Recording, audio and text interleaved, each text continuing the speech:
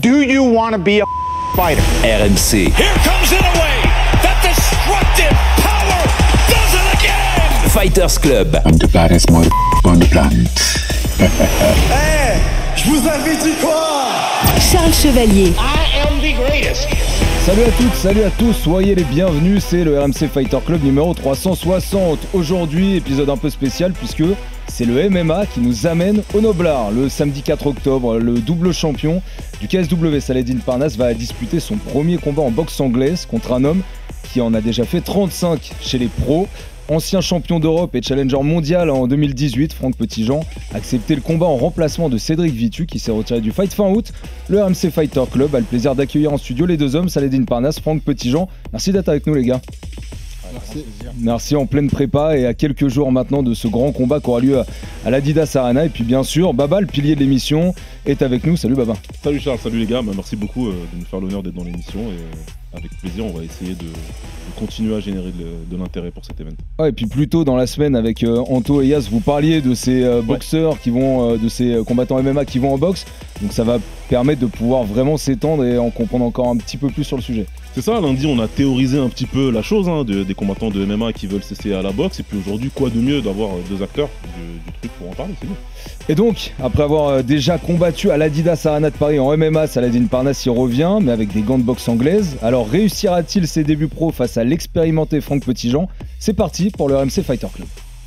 Franck Petitjean, c'est de la puissance. On sent les coups font mal, ça claque. C'est un challenge qui me plaît, comme tu as dit, c'est un grand nom. C'est un exemple pour beaucoup de jeunes sportifs. Oh là là! Il a touché! Il a mis KO! Oh! C'est KO! Waouh! C'est incroyable! Saladin Parnasse! Ça a un gros potentiel en boxe anglaise. Ça va être un beau fight, quoi qu'il arrive. Et merci à Flavien Ziolkowski pour cette prod. Avant ça, juste, je veux vous rappeler que si vous aimez nos podcasts, vous pouvez vous abonner sur les différentes plateformes pour ne pas louper les prochains épisodes. Et pour ceux qui nous regardent et écoutent sur YouTube, likez, commentez, ça donne toujours beaucoup de force à Baba, à moi et à toute l'équipe du RMC Fighter Club. Les gars, vous allez donc vous affronter dans une grosse semaine en anglaise, un combat qui fait beaucoup parler. Beaucoup sont curieux de voir comment Salah va pouvoir s'adapter à une nouvelle discipline. Faut aussi le dire, et on va en parler, il y a certains qui critiquent ce choix, ce sera intéressant d'en parler avec toi Salah.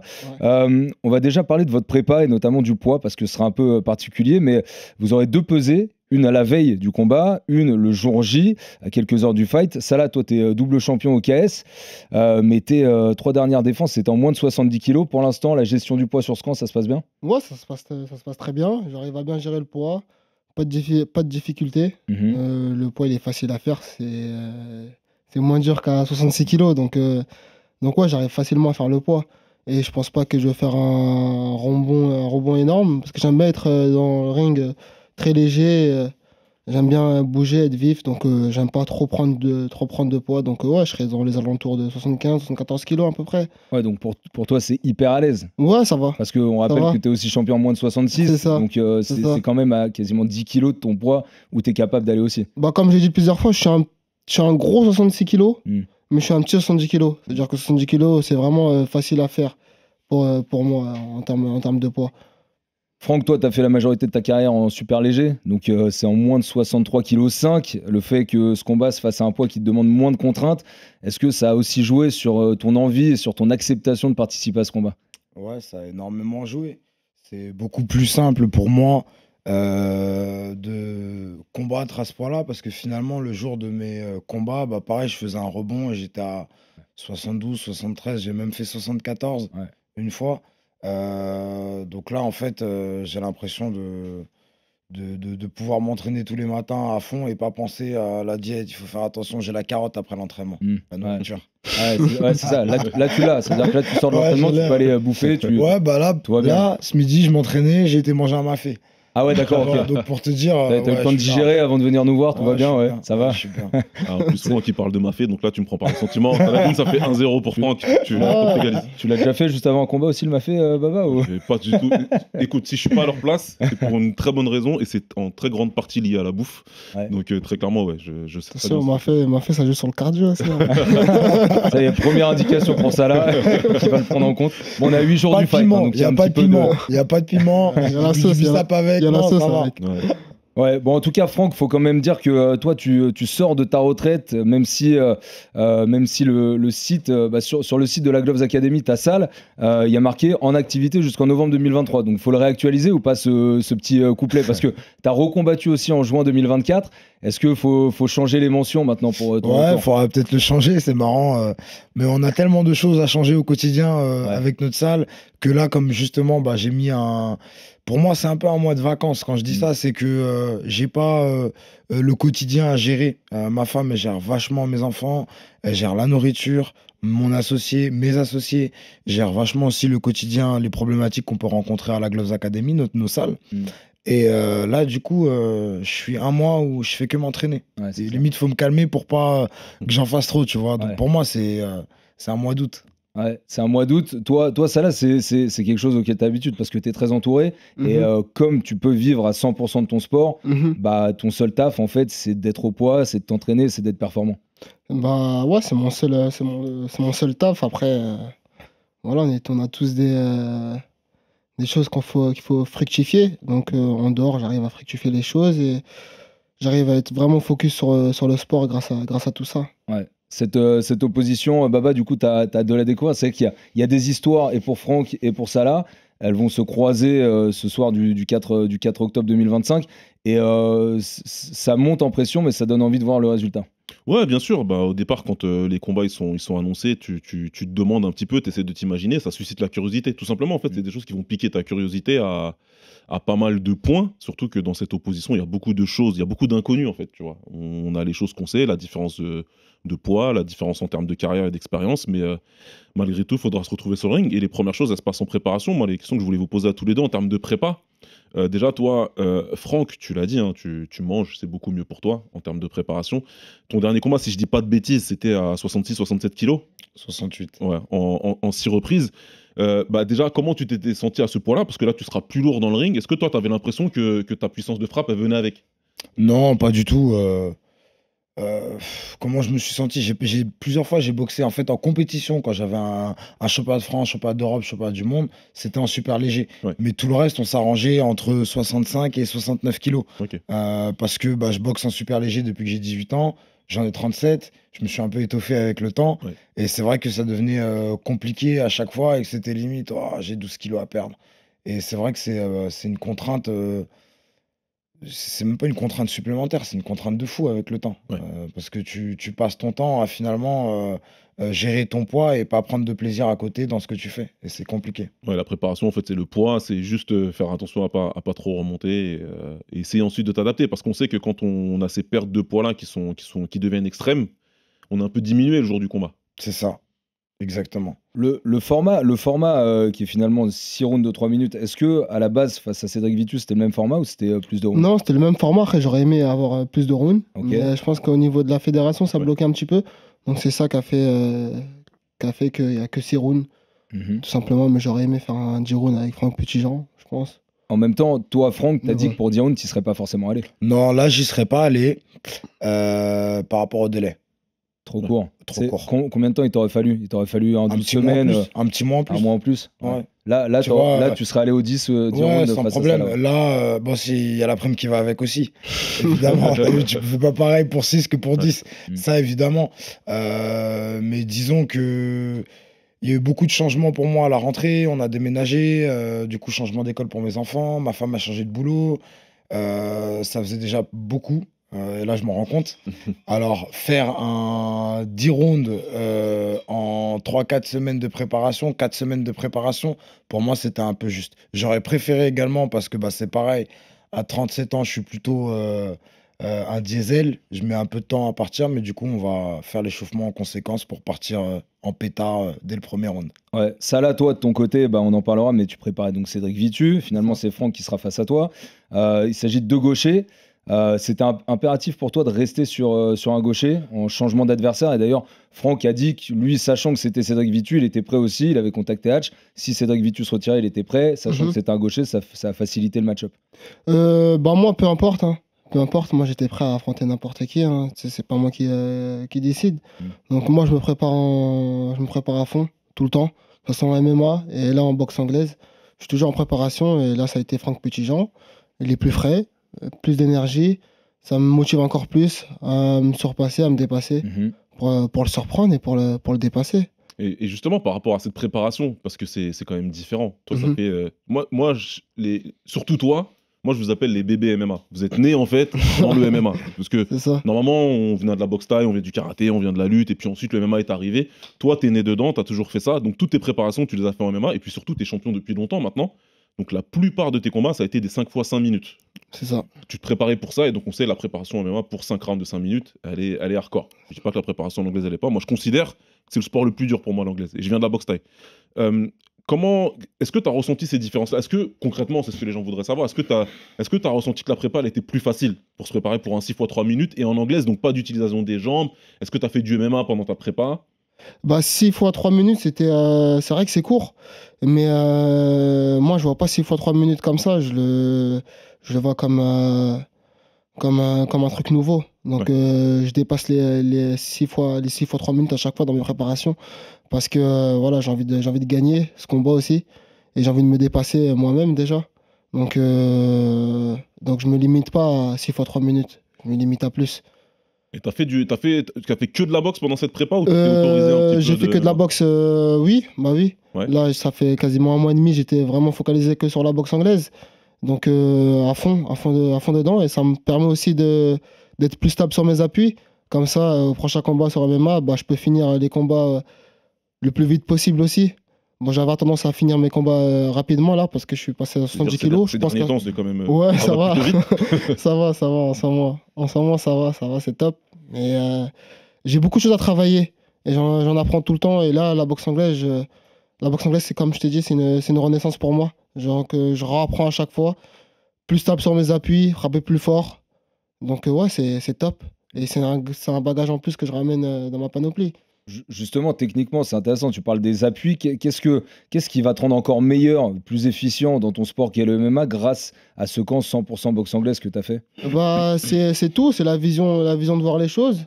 Mon approche face à mon adversaire qui est totalement différent.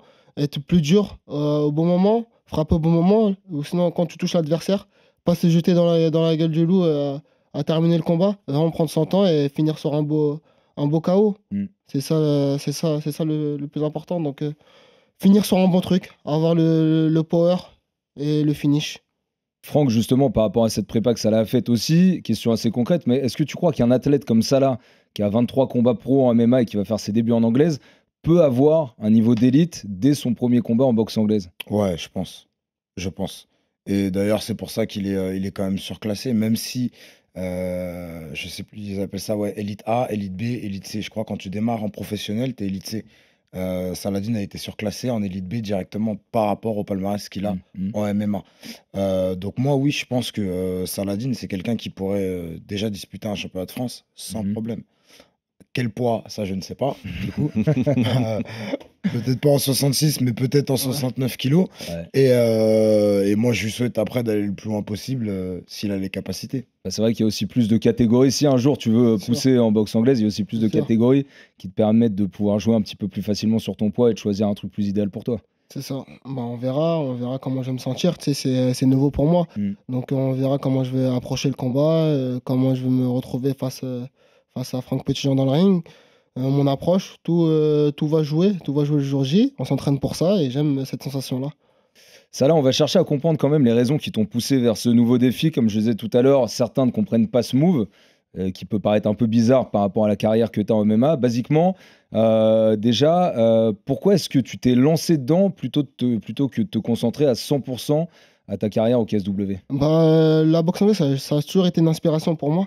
Quand je me motive, c'est pas les combattants de MMA qui me motivent le plus, c'est plus les combattants de boxe anglaise, dans leur capacité de s'entraîner, leur physionomie du combat, plein de choses comme ça. C'est d'être intelligent. Même la douleur, je pense qu'elle est au-dessus. Vraiment, je parle de l'élite, vraiment l'élite. Et c'est ça qui m'impressionne le plus.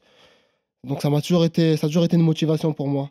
Et tous mes sparring les plus durs que j'ai fait, vraiment, ça a été en boxe anglaise. Okay. Pourtant, j'ai des bonnes capacités aussi en pied-point et en MMA, mais vraiment, les sparring vraiment où je me suis fait vraiment surprendre, ça a été en boxe anglaise. Donc, c'est pour ça que j'ai plus d'accroche dessus. Avec qui? Bah, avec plein de combattants. Depuis que je suis petit, je fais ça. Depuis que je suis petit, je fais des sparring. Depuis que je suis petit, je tourne dans plein de clubs. J'essaye de progresser chaque jour, tout le temps, en tant que fighter, en tant que combattant. Et c'est pour ça que j'ai été inspiré par la boxe anglaise. Ça revient à ce que tu disais tout à l'heure. Tu disais pour toi, les prépas en boxe anglaise, c'est les plus durs. Ouais. C'est ce que tu disais. Qu'est-ce qui fait que c'est plus dur, d'après toi aussi, Baba? Enfin, peut-être que vous pouvez tous les trois répondre. Pour moi, c'est différent. C'est très différent. Parce que là, c'est vrai qu'on a un combattant boxe anglaise, un combattant pur MMA, et toi, Baba, qui vient du pied-point. Donc il y a aussi 3 écoles différentes. Pourquoi la boxe anglaise, c'est plus dur? Moi, j'ai toujours pensé que l'anglais c'était plus dur par rapport aux surfaces de frappe. Moi, j'ai l'impression qu'en Muay Thai, en tout cas, j'avais plus d'armes, j'avais plus d'opportunités d'amener dans un combat, dans le combat, dans une ère qui était moins inconfortable pour moi. Tu vois, si c'était dur à distance, je pouvais faire du corps à corps, je pouvais utiliser mes genoux, Enfin, il y avait beaucoup de choses qui faisaient en Muay Thai, si tu veux, que j'avais des capacités à gérer le rythme du combat différemment. Moi, j'ai toujours dit, et j'ai tourné beaucoup en anglais, des gros big up au Red Star et à Eric Tormos et à toute l'équipe. En anglais, moi, mon mot d'ordre, c'est quand t'es en galère, t'es en galère. Si le mec, il est vraiment fort, il est plus rapide que toi, il a une bonne cap stat, mettre la pression, c'est dur, franchement. Ouais, c'est vrai que c'est dur, mais je pense que c'est totalement différent. C'est très vraiment différent. pas le même sport. Je pense que la boxe anglaise, c'est plus sur le mental et le MMA, c'est plus sur le physique. Ouais. Physique, la congestion, gérer sa congestion, gérer son physique. Si un mec il est fort debout, bah, tu vas moins prendre de risques. Donc tu vas aller au sol. Si le mec il est fort au sol, bah, tu vas rester debout. C'est plus comme ça. Alors que la boxe anglaise, c'est que les points. C'est 2 strikers qui se sont entraînés, qui sont même surentraînés pour limite avoir un super pouvoir, rester que debout. C'est ça qui est impressionnant et c'est ça qui est bien. Parce que l'échappatoire, elle est vraiment, on n'a pas du tout. L'échappatoire, c'est toi et ta défense, c'est toi et ton coup d'œil, alors que en MMA, tu as beaucoup d'échappatoires. C'est-à-dire que dès que tu es un peu touché au niveau striking, tu peux vite aller dans les jambes ou vite faire autre chose, faire une tentative de soumission pour tempérer un peu et après recommencer. Après, en combat, la seule différence, c'est qu'en boxe anglaise, tu peux poser un genou, récupérer. Dans le combat, c'est la toute petite échappatoire que tu n'as pas en MMA. Ouais, mais si tu perds le round, si tu fais ça. Bien sûr, tu perds le round, mais tu perds pas forcément automatiquement le combat tout de suite. Je suis d'accord avec toi, Salah, sur la partie physique. Moi, j'ai fait un peu de MMA. À un moment où justement je voulais sortir un peu de la boxe et passer un peu à autre chose sans aucune prétention de compétition. Et ce qui est dur en MMA, c'est que quand tu te chiffonnes par terre avec un mec et qu'il faut te relever et balancer des coups de poing, oh, mon Dieu, c'est dinguerie. Moi j'aime bien.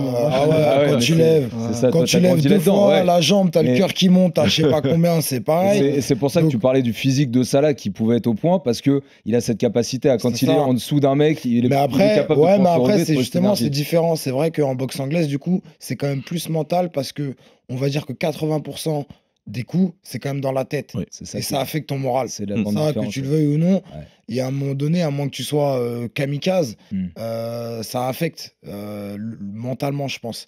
Alors que la dimension physique, tu peux gérer. Avec le temps et l'expérience, il vaut mieux perdre un round et poser un genou à terre que rester faire même pas le fanfaron, mais juste vouloir rester digne et fier. Mais après, finalement, terminer le combat par KO, je pense que c'est plus sage. Toi, à la Gloves Academy, à Levallois-Tassal, tu as beaucoup de mecs de MMA qui viennent faire des camps aussi, des prépas spécifiques, peut-être pour bosser un peu plus leur anglaise notamment. Qu'est-ce que tu as appris d'eux? Cédric Doumbé, par exemple, il est venu pas mal chez toi. Alexis Nicolas aussi, Barbosa, je crois qu'il vient pas mal aussi à la Gloves Academy. Qu'est-ce que toi aussi, tu as pu apprendre de leur expérience en MMA pour l'appliquer à ton sport à toi? J'ai pas vraiment appris de ces personnes-là parce que on se croise.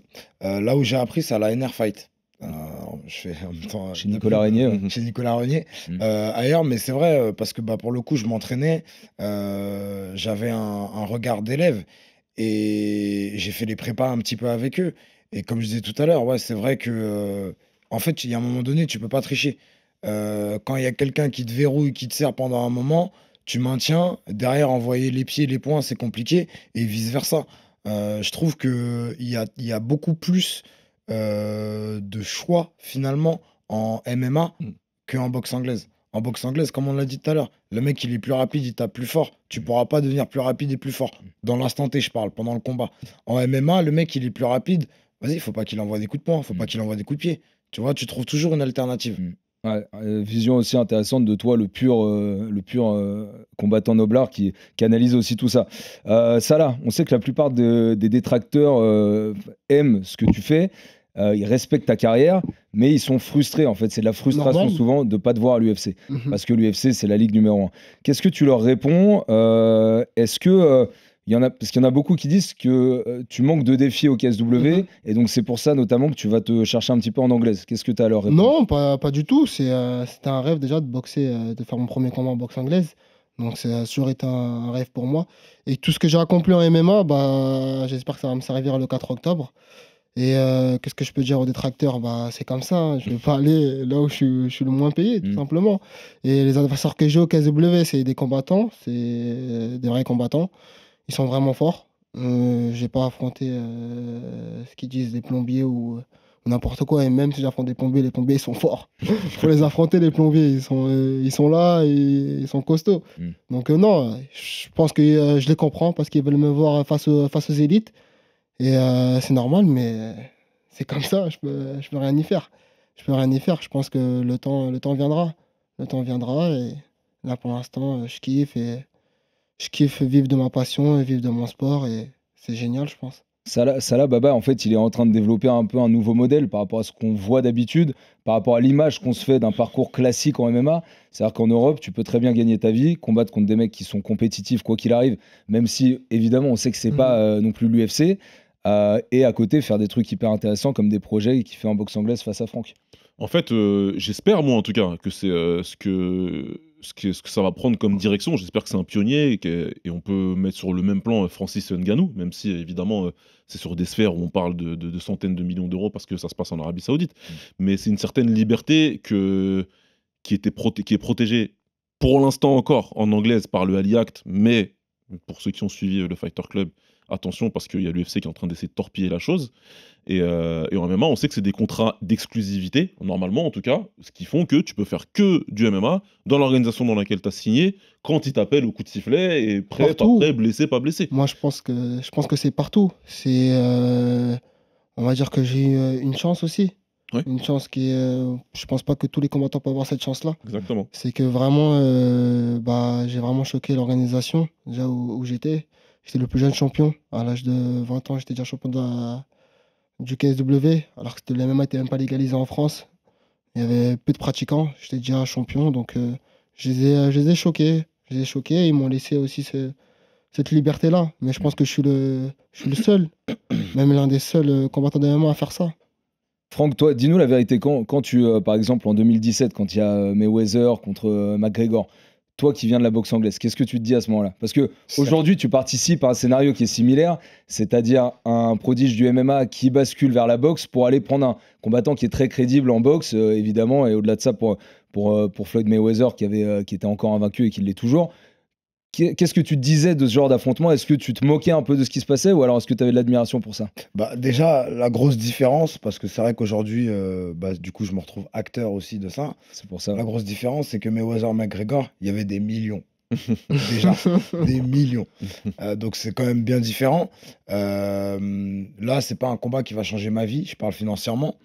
À l'époque, pour moi, c'est une blague, c'est du cirque. J'ai jamais vu le combat. Je le regarderai pas parce que ça m'intéresse pas. C'est deux élites. Et encore une fois, ils nous l'ont vendu un peu comme un show, en fait, comme du catch. Et là, c'est quand même pas pareil. Encore une fois, il n'y a pas des millions d'euros. Il veut m'arracher la tête, ça là, je veux lui arracher la sienne. Pour moi, McGregor Mayweather, c'était un peu. On savait un peu d'avance comment ça allait se passer. Déjà, Mayweather, personne ne l'a battu en boxe anglaise, déjà. Là, il y a un mec qui débarque, peu importe le sport qu'il fait. Enfin, il fait un autre sport. Il va pas pouvoir battre Mayweather comme ça, alors que Mayweather, il a tapé tous les plus grands champions. C'est pas possible. Après, ce qui est venu par contre, après avec Ngannou, ouais, c'est beaucoup plus intéressant, je trouve. Et en plus, on voit bien les deux profils. Tyson Fury qui a dû le prendre. Tyson Fury, c'est les montagnes russes. Il est capable du meilleur, il est capable du pire. Mais c'est pas forcément un exemple d'athlète, parce que justement, le mec il fait des excès, limite on dirait il prend 60 kilos, il est gras, il s'en fiche, il s'entraîne pas, c'est pas du tout l'image qu'on a. Moi je me sens pas représenté par un mec comme ça. Je suis pas forcément fan de Joshua parce que je trouve qu'il a été très protégé, mais il a été champion olympique. Ça reste un vrai athlète qui s'entraîne sérieusement. Et on a vu la grosse différence entre les deux, entre Tyson Fury et Joshua quand il boxe Ngannou. Et là, je trouve que le challenge n'est pas le même. Il y a beaucoup d'argent, oui, mais le challenge n'est quand même pas le même. Non, mais ça m'intéresse beaucoup, j'ai envie de rebondir là-dessus, parce qu'il y a quand même des mecs qui vont dire ce que toi tu dis pour Mayweather contre McGregor. Il y a des gens qui vont le dire aussi pour votre combat, c'est-à-dire que c'est un combat fait pour le show, et peut-être que toi aussi tu as quelque chose à leur répondre. En tout cas, toi tu viens de dire que c'était pas la base du fight. Tu sais, moi aujourd'hui j'ai 37 ans, je resterai un performeur, je resterai un athlète toute ma vie parce que le sport m'a forgé en tant qu'homme. Alors, j'ai pas le même rapport aujourd'hui avec la défaite. Demain, je perds contre Salah. Moi, j'ai pas honte. Je sais qui j'ai rencontré. Je sais pourquoi j'ai perdu. Mais je reste un performeur. C'est-à-dire, je viens, c'est pas pour perdre. Je viens pour gagner. Que les gens me croient pas, en vérité, c'est entre moi et moi-même. J'en ai rien à cirer. Tu vois, c'est comme si, en fait, tu vois, avec le temps et avec l'âge, parce que finalement, ce qui me fait arrêter, c'est vraiment le cutting, le poids. Et j'ai pas envie de recommencer tout en 66 kilos, où il faut que je fasse mes preuves d'abord avec des Français avant de passer. Enfin, j'ai fait quand même, tu vois, on m'a parlé d'un championnat d'Europe en 2015, je l'ai fait en 2021. C'est quand même long, tu vois. J'ai arrêté la compétition à très haut niveau, on va dire. Mais c'est comme si là, c'est un challenge. Mais pour moi, il est génial, en fait. J'ai rien à perdre. Je vais pas dire, j'ai pas gagné des millions non plus. Mais c'est challengeant. Parce que Salah, c'est quelqu'un dans son sport. Salah, c'est un athlète. C'est un mec. Moi, je regardais ses combats, Salah. Parce que, je l'ai dit même dans plusieurs interviews, pour les plus jeunes, je trouve qu'aujourd'hui, le sport, en règle générale, les sports de combat, avec justement la venue du MMA, les gens, ils veulent être connus et reconnus, mais ils n'ont rien fait. Tu vois, on peut le critiquer, soi-disant, il rencontre des plombiers, mais enfin, les mecs, faut aller dans les stades là où je sais plus quel mec il se chie dessus au dernier moment et finalement il combat pas. Enfin, tu vois. En Pologne, on parle de 50 000 personnes pour les Colosseum. C'est tu vois, des records en Europe. Ouais. Encore une fois, les gens ils parlent, ils savent pas ce que c'est se produire devant 50 000 personnes. Je ne sais pas ce que c'est se produire devant 50 000 personnes. Je l'ai fait devant du monde, oui, et je vois la différence déjà. Je le vois avec nos élèves, nous à la Glows Academy, parce qu'on organise des petits galas. On est 100, on a fait jusqu'à 200, 250 personnes. Et les personnes, ils nous posent des questions sur leurs adversaires que moi, je me suis jamais posé pour mes propres combats alors que je risquais ma vie. Là, on est à la touche, il n'y a pas d'adversité. Donc, je m'éloigne un peu du sujet. Mais ce que je veux dire, c'est que rencontrer quelqu'un qui est un grand athlète dans son sport, oui, il n'y a pas de titre en jeu, mais ça reste un combat de boxe. C'est hyper intéressant pour moi. Parce que j'ai rien à gagner, mais j'ai rien à perdre non plus. Baba, toi qui en as parlé cette semaine avec Yanto, avec Yas, justement de cette globalité, ce nouvel écosystème qui se crée, où est-ce que ce fight entre Salah et Franck, tu le places au niveau sportif par rapport, tu vois, à ces un peu super fight qu'on a vu? Est-ce que tu le considères comme un fight qui sportivement va vraiment apporter quelque chose et t'intéresser? Pour moi, il y a de l'intérêt, et c'est mon avis à moi que je partage avec les deux protagonistes présents. Mais si tu veux, l'enjeu sportif, il est suffisamment intéressant du fait que la grande expérience et la très grande expérience de Franck, massivement plus grande que celle de Salah dans ce sport, elle est compensée par la différence, on va dire, en termes athlétiques. Même si Franck, je sais que à ce niveau-là, tu as des choses à revendiquer. Tu es quand même avec l'un des meilleurs préparateurs physiques, moi je pense, de France, voire d'Europe, Valentino, et vous avez votre salle, donc c'est pas comme si ton nouveau job, il était derrière un bureau. Tu es dans une salle de sport tous les jours, donc même deux maintenant, parce que vous avez Boulogne qui est ouvert depuis quelques temps. Ouais. Donc non, moi je pense que l'intérêt, il est là. En fait, si tu veux, si Saladin, il avait annoncé un combat de boxe et qu'il avait pris un autre combattant de MMA qui a 40 ans, tu vois, et qui a fait que du MMA toute sa vie, et la vérité, ça là, je te le dis, t'es là dans la pièce, j'aurais même pas regardé. Genre, ça m'aurait pas intéressé du tout, tu vois ce que je veux dire? Le challenge, il est pas là pour moi. C'est ce que fait Jake Paul, c'est ce que fait des trucs comme ça. Donc, moi, ça m'intéresse pas. Maintenant, le fait que tu ailles chercher un boxeur qui a été champion de France, certes, dans 2 catégories de poids en dessous le poids auquel vous allez combattre, voire 3 même, parce que là, vous combattez quasiment en moyen. Ouais, c'est en moyen, 71. Ouais. Mais du coup, je me dis, c'est faire, c'est juste en vrai, tu vois. d'aller. En Thaïlande, ils font beaucoup ça. En Muay Thai, on se dit beaucoup, le mec, il est beaucoup plus fort que toi, il a beaucoup plus d'accomplissement. Senchai, si vous le connaissez, la majeure partie de sa carrière, il a pris des mecs qui avaient 4-5 kilos de plus parce qu'on se disait, il y a un gap d'expérience et de niveau, on va équilibrer le combat. Donc moi, je pense que c'est intéressant et l'intérêt du combat, il va être là pour beaucoup de gens. Et c'est quelque chose qui m'intéresse. Et ce qui m'intéresse le plus, et je pense que j'imagine que c'est un honneur pour tous les deux, c'est le reste de la carte. Parce qu'on n'en parle pas. Bah ouais. Mais la carte, elle est lourde. En anglaise, il y a des jeunes très talentueux. Je pense à Shadi Baraya notamment. Je pense à Bakary. Enfin, il y a vraiment la carte, elle est intéressante. Voilà, pour le coup, on n'a pas fait juste un event avec 2 mecs et on met n'importe qui derrière. Mais d'ailleurs, ça m'étonne pas du tout parce que ça, pareil, ça là, je peux en attester.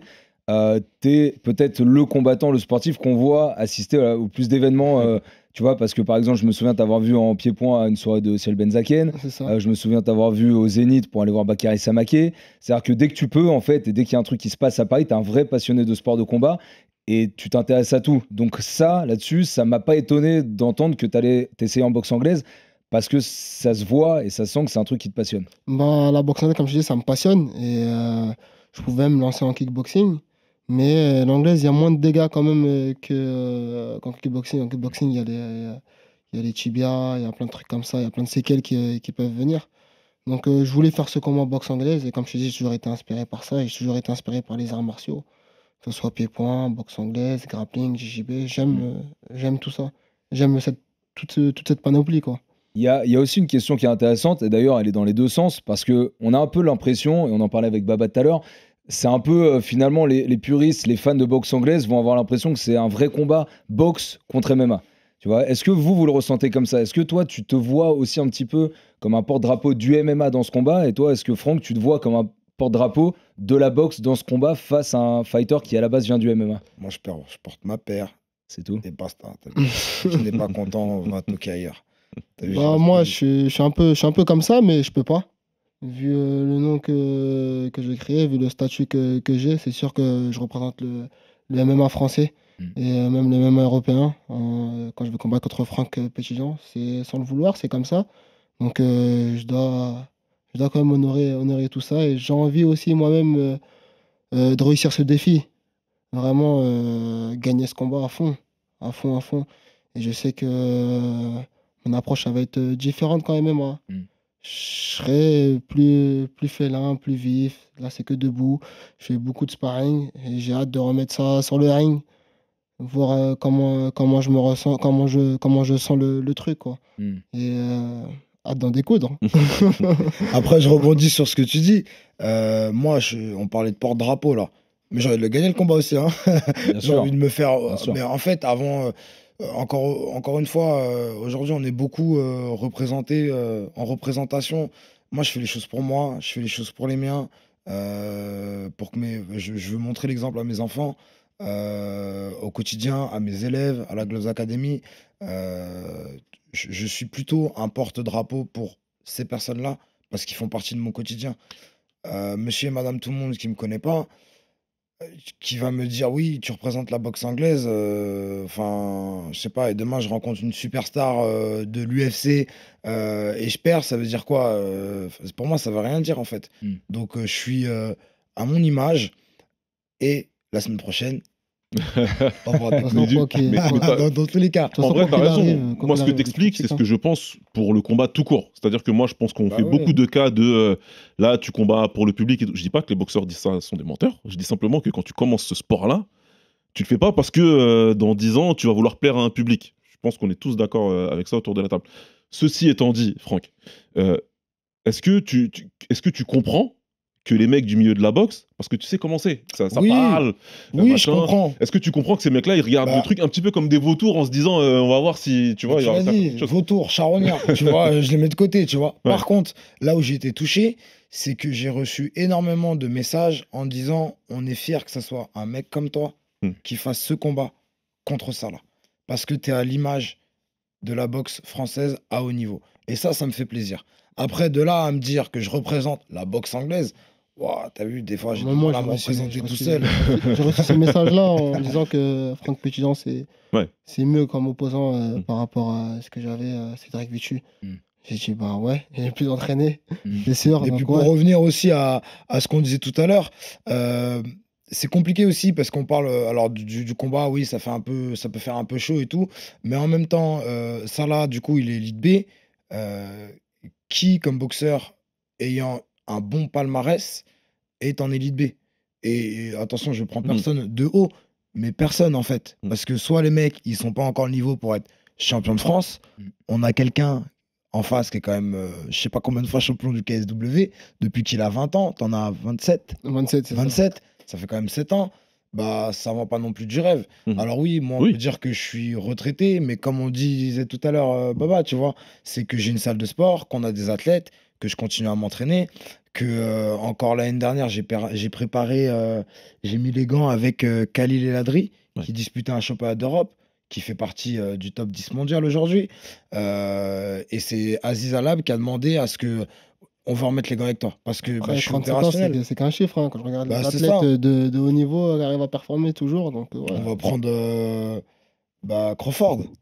Ouais. Canelo, il a perdu. Ouais. Et Crawford. Crawford, c'est 37, 38, je sais 37, plus, mais c'est 38 37, ans. ouais, c'est ça. C'est mon âge. C'est même génération, Le mec, alors il que est- Canelo est Bah, 2 ans c'est plus ça. jeune. Il a Mais 35. Jeune. Pour rester sur ce topic-là de boxe versus MMA, vous en pensez quoi tous les deux? C'est quoi votre avis sur le fait que Topuria, il arrête pas de call out Crawford? C'est ridicule, c'est quoi? Non, parce que vous le faites là.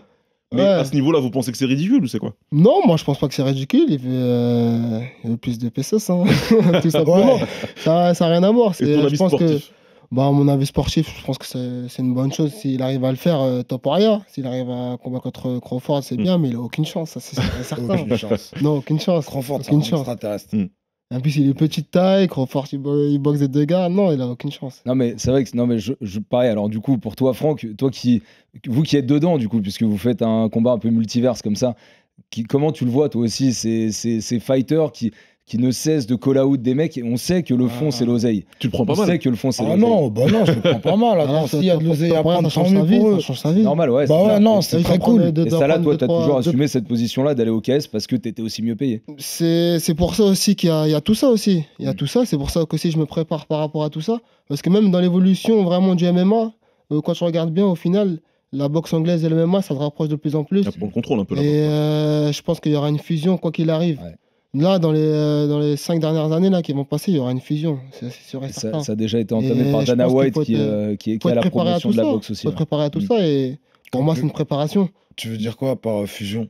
Bah, comme là, le combat Canelo-Crawford, où c'est Dana White qui a fait partie aussi de la. Le truc Ok, même donc qui va créer aussi une organisation qui s'appelle le TKO, où il y aura des combattants qui pourront boxer je pense, Il des prévoit combattants MMA qui 14 à 16 pourront événements de boxer en boxe. boxe Ça peut être anglaise. top, parce que ça vend, en fait, plein de ça choses. vend de la hype, tu vois. Bien Les sûr, gens, ouais, c'est ça. Maintenant, c'est devenu du catch. Hein. C'est Ouais, devenu bah, du catch. mais complètement, Partout, c'est comme ça. Avant, on complètement, était ouais. plus sur Mm. les compétences sportives, tout ça. Mais avec l'arrivée des réseaux sociaux, tout ça, ça a complètement changé la donne. Maintenant, il n'y en a plus du tout. Et même moi, je l'ai vraiment vécu. Parce qu'avant, je n'étais pas vraiment à fond sur les réseaux sociaux. J'étais vraiment sur les performances sportives. Donc, j'ai eu un peu de retard par rapport aux réseaux sociaux. J'étais plus là à performer au KSW. Je me suis mis un peu en retard par rapport au Morgan, tout ça, tout le tralala, par rapport aux combattants qui étaient déjà plus digitalisés. Ouais. Donc je le vois la différence. Et le plus important, c'est ce qui rentre et préparer son avenir. Après, c'est du spectacle, c'est du catch. Quand tu arrives à créer ton nom, bah, là, c'est bon. Comme là, j'ai créé mon nom et je suis prêt à faire du spectacle et livrer des bonnes guerres. Il nous reste vraiment très peu de temps, 3 minutes max, les gars. Juste, Franck, je voulais aussi t'entendre parce que Cédric Vitu, qui était prévu à la base, a dit que 30 000 €, c'était ne pas le respecter, que lui offrir ça pour combattre face à Salah, qui allait toucher lui plus d'argent pour ce combat. Toi, tu considères que déjà le deal est honnête, que c'est OK, qu'il n'y a pas de manque de respect là-dessus. Et où est-ce que ça se situe par rapport à ce que toi, tu as connu dans ta carrière pro, quand tu étais challenger, un titre mondial, quand tu étais champion d'Europe, combien tu touchais par rapport à ça? Alors déjà, on va remettre pareil les choses dans le contexte. C'est que quand tu acceptes un combat, tu sais combien tu vas prendre. Tu reviens pas après 3 mois après et tu dis pas ça ne va pas.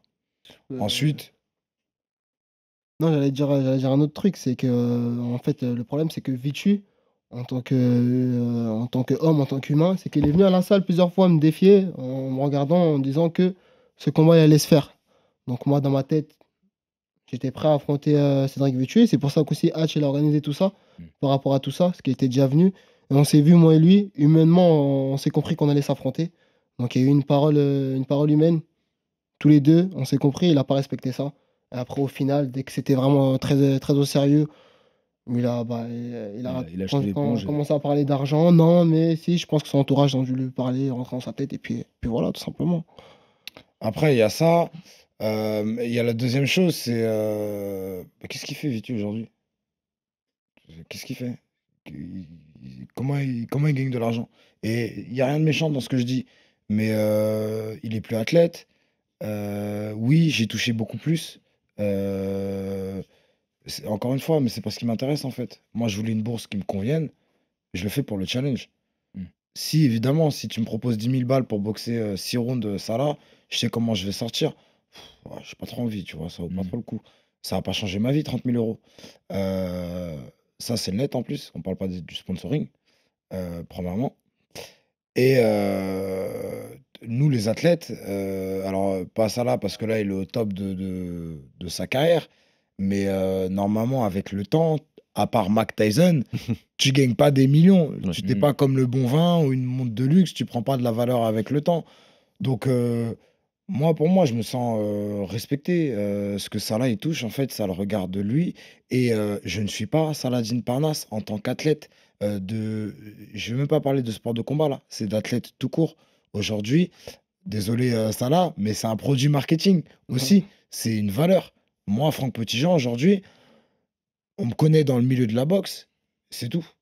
Et c'est largement suffisant pour moi. Tu pourrais nous dire à peu près combien, parce que tu as été toujours transparent sur les chiffres, notamment au KSW. Tu pourrais nous dire là combien tu vas toucher à peu près pour qu'on ait une idée? Je sais même pas. Tu sais pas encore. Ça dépendra de la billetterie, etc. Comme vous êtes aussi impliqué avec Hatch là-dedans. Je sais même pas. Bon, très bien. Je sais pas du tout ce que je t'aurais dit. Mais je sais pas. Déjà, faire mon premier combat en boxe anglaise, c'est un rêve pour moi. Et là c'est bien. C'est bien et c'est lourd. C'est lourd pour moi et ça promet aussi pour le futur. Et j'espère livrer un bon spectacle, un bon show. Franck Petitjean, il est chaud. Et moi aussi, je suis chaud. Ouais, t'inquiète. On va se livrer une bonne guerre.